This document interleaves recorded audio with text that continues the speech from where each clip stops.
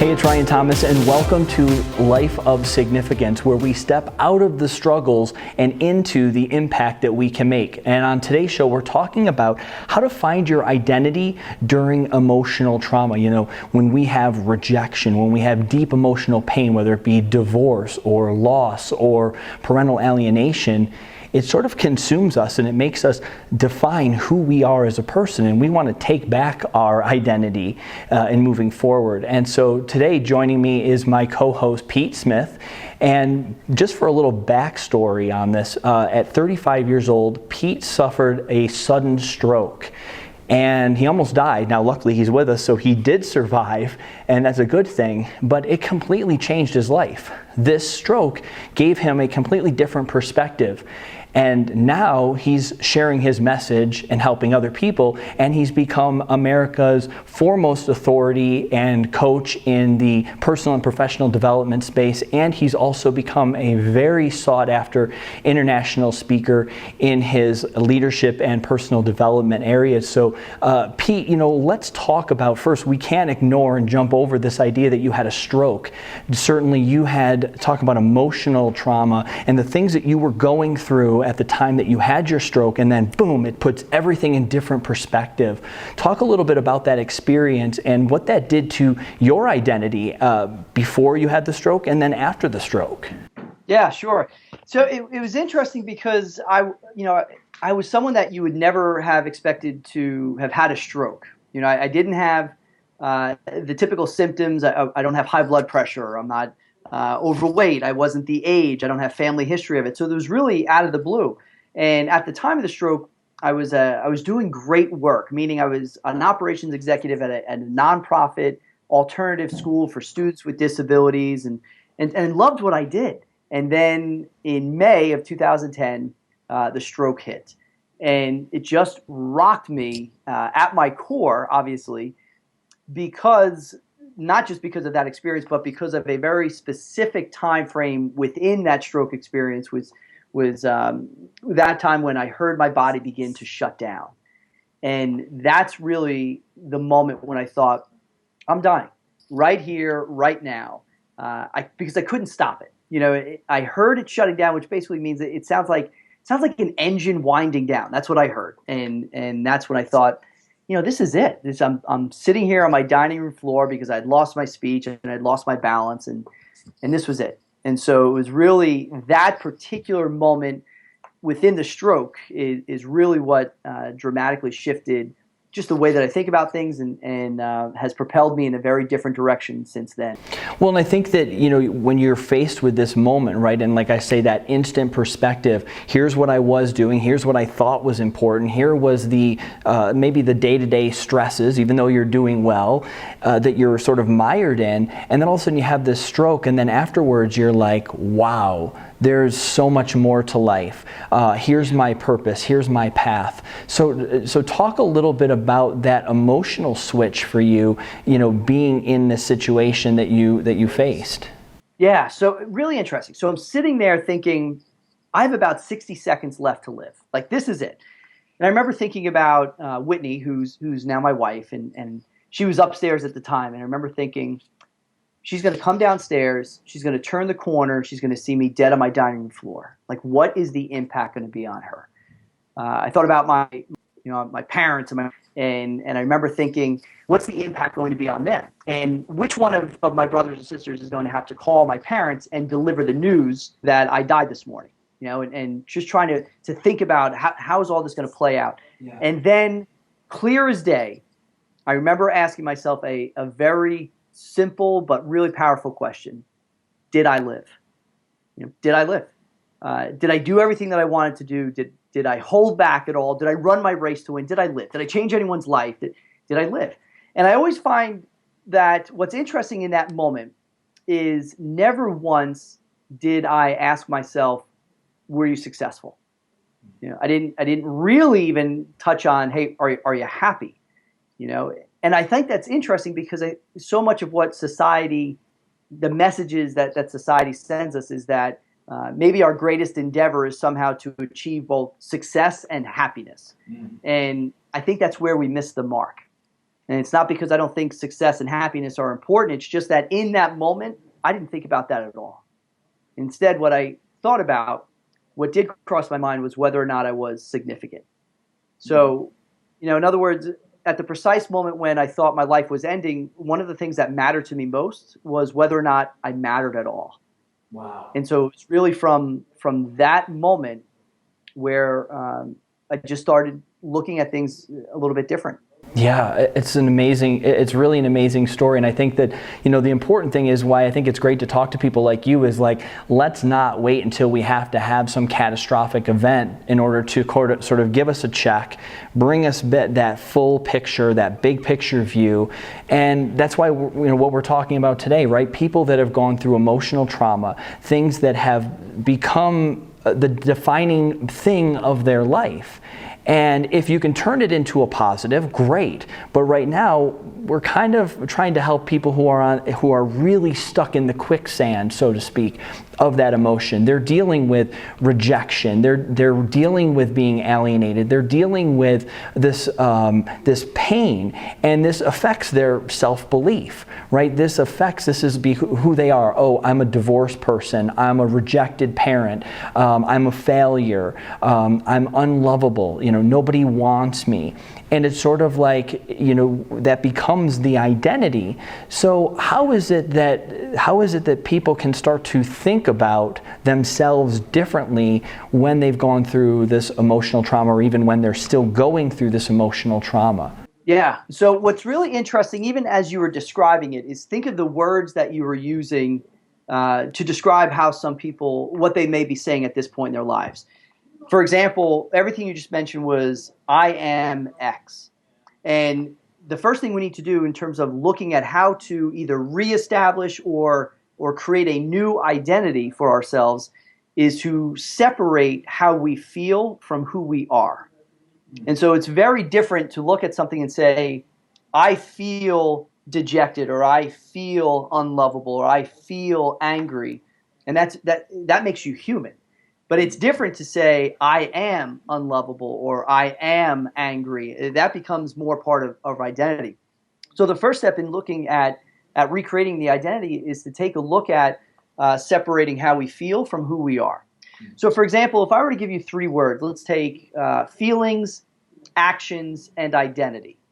Most people would put those three in the exact order that I gave you, meaning that our actions create our identity. But then we look at, well, what influences our actions? Well, it must be our feelings. So how we feel, it's how we act, and then how we act forms our identity. And that's how most people operate. But if you look at it, it's very reactive. Yeah. And what it allows us to do, or what it causes us to do, is ride this emotional roller coaster. Mm-hmm. And so then we only act a certain way if we happen to feel a certain way, and then we get a chance to say, this is who I am. Imagine what would be different if we were to reverse the order and instead put our identity as our foundation. Our identity is what influences our actions, and our actions influence how we feel. So that's, when you say, I am unlovable, no, you may feel that way. But let's resort back to knowing who you are as an individual. What is your identity? And we have multiple identities that we have going throughout our life in a number of different influences. The family that you're brought up in, your last name, that's an identity.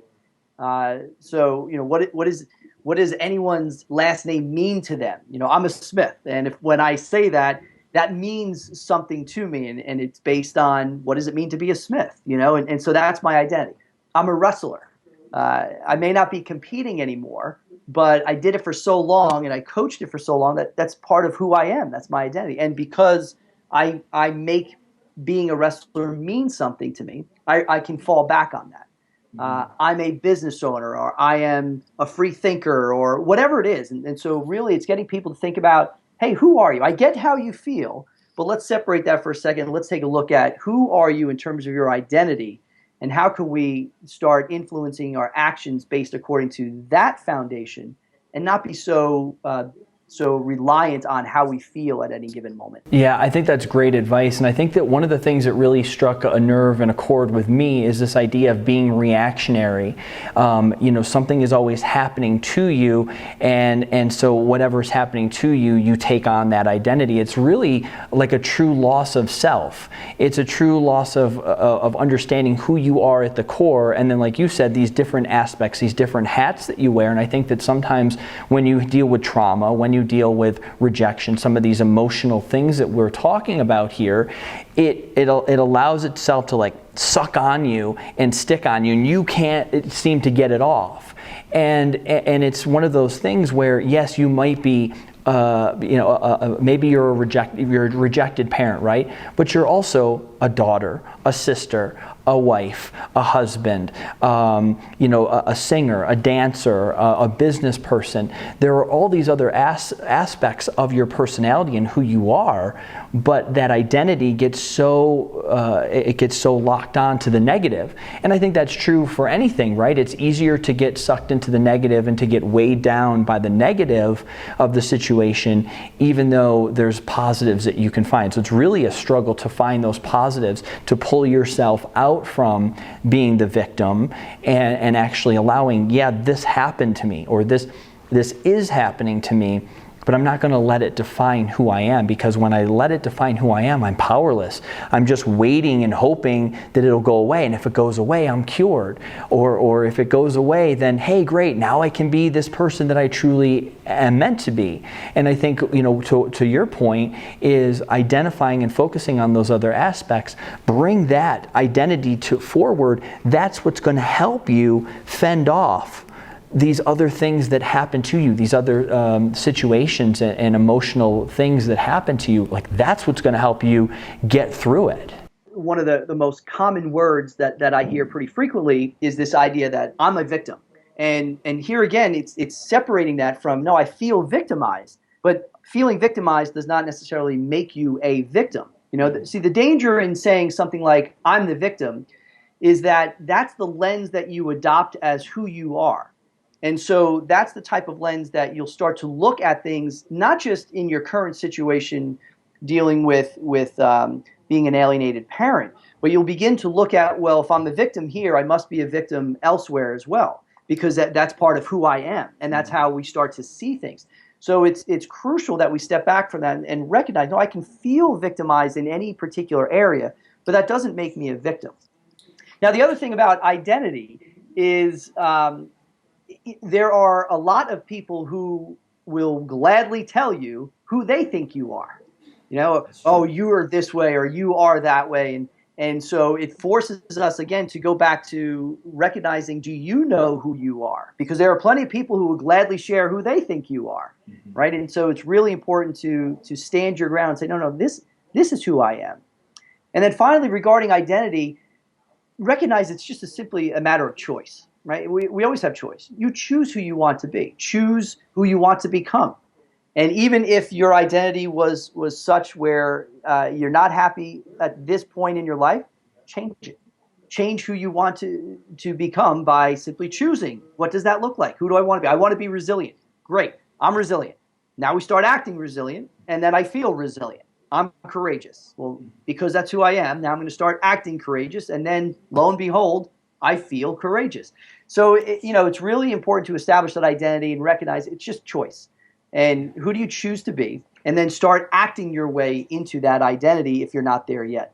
Yeah, I love this idea, and I think that, this is, to a lot of people, this idea that they can choose, even though these other things are happening to them, is hopefully a light bulb moment that you can actually choose to pull yourself out of it. And it doesn't negate the fact that these things happened. It's not like you're trying to pretend that it didn't happen or that it's not real, but it's actually just allowing yourself to say, yeah, but I'm not going to let that be my life. I'm not going to let your label influence how I think, how I feel, how I live my life, because, as you know, time is ticking, and we think we have all the time in the world. Oh, I'll enjoy this later. I'll go and do these things, somewhere down the road. tomorrow's never promised, right? We only have today. Now, when we come back, I want to just talk about the idea, because I think there's a lot of people who are probably listening to this going, this is really interesting, but I got this really bad thing. Like, Pete, I get it. I hear what you're saying, and you and Ryan are kind of going back and forth, but you don't understand. Like, this is really serious to me. So I don't know that it's just as easy as changing. So I want to dig in just a little bit deeper on those people that have very real and valid challenges that they're dealing with, even beyond emotionally. So when we come back, we'll dig into that. Stay with us. We'll be right back on Life of Significance. Do you wish you could understand your alienated child better and how they think? Alienated children are like puppets on a string. In my book, The Alienated Mind, I give a complete breakdown of how the parent is stripped of all influence and completely dehumanized in the mind of the child, and how the alienator can transform a loving child into someone who says and does hurtful, awful things. And I would know because I was that child. Understanding your alienated child better will help you reach them. The Alienated Mind, a new book and audiobook available now. Want specific advice from Ryan Thomas on how to handle your specific situation? Join Ryan's Reunite group coaching call and private Facebook community and get support and guidance from Ryan and others in a safe environment. Right now, for a limited time, you can join the Reunite group coaching calls and community for just $1 a month. And remember, you don't have to go it alone.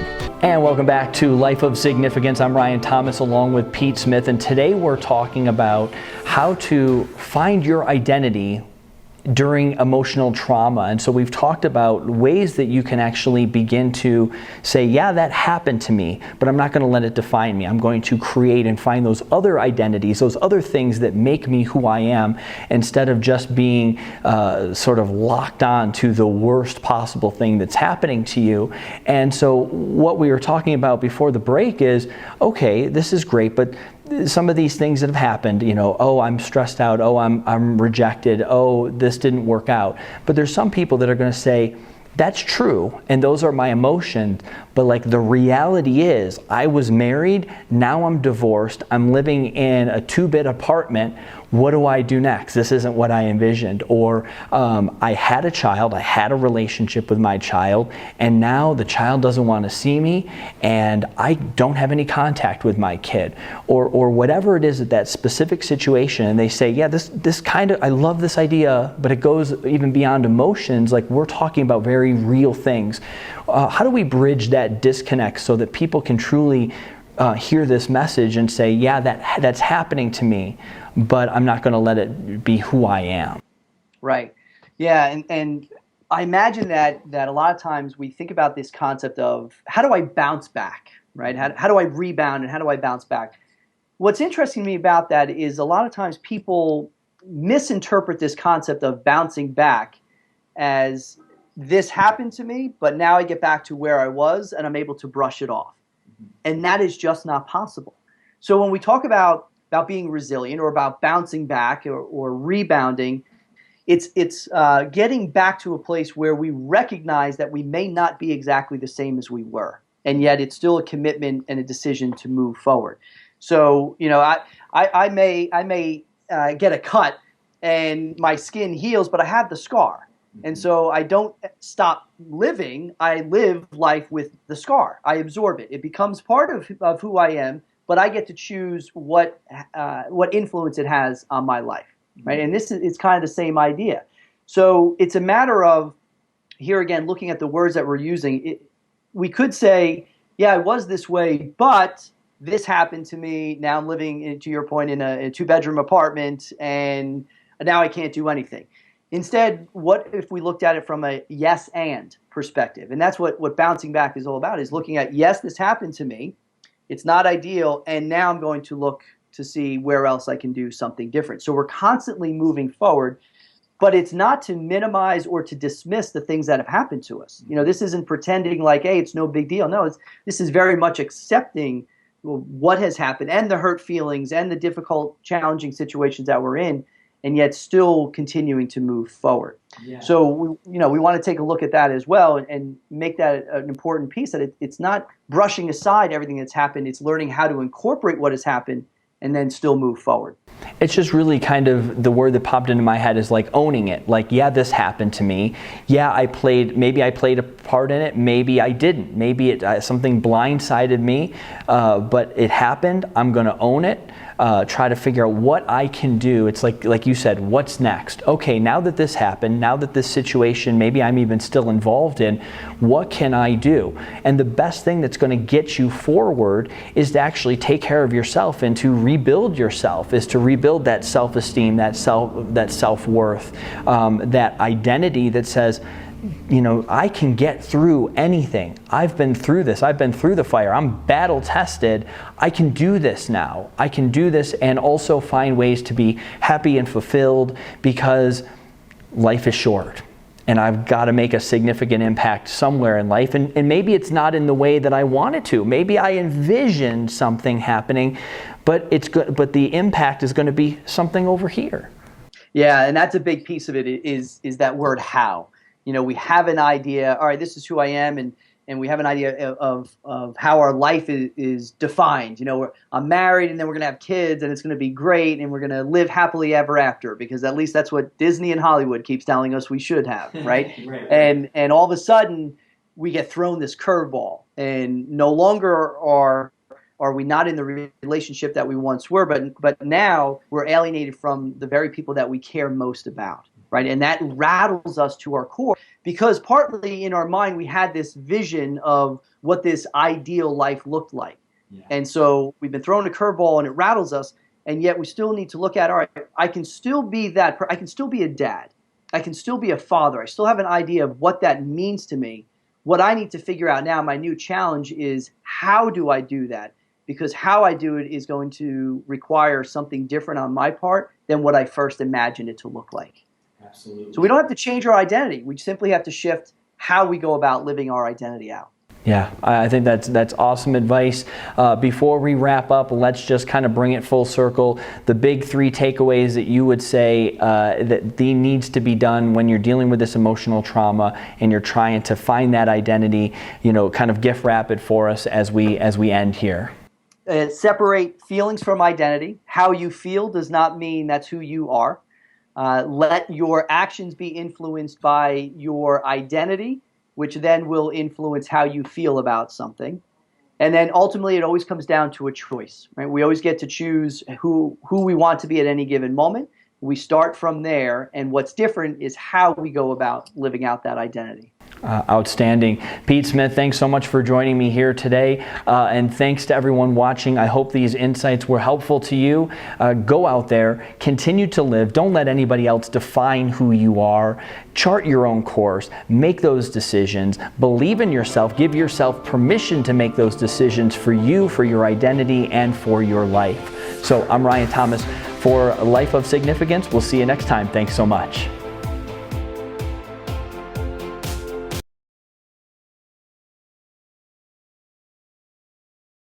Are you ready to take massive action and create your own step-by-step action plan to reconnect with your alienated child? You might be interested in checking out my 5-week online video training program, the RECONNECT Formula. Discover what to say, what not to say, how to use email and text to communicate better, and how to use social media to influence your child even if you've been blocked. This is the culmination of my experiences as an alienated child who reunited to help you build the relationship with your child again and get one step closer to reconnecting. So go ahead, check out my 5-week online video training program, the RECONNECT Formula.